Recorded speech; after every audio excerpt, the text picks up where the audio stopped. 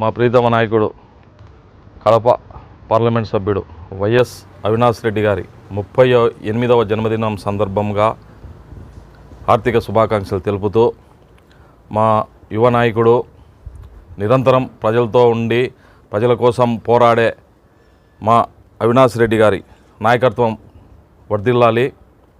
అలాగే ఇలాంటి పుట్టినరోజులు ఎన్నో జరుపుకుంటూ రాబోయే కాలంలో మంచి ఉన్నత పదవులు పొందాలని ఆశిస్తూ ఆకాంక్షిస్తూ మీ మురళీధర్ రెడ్డి.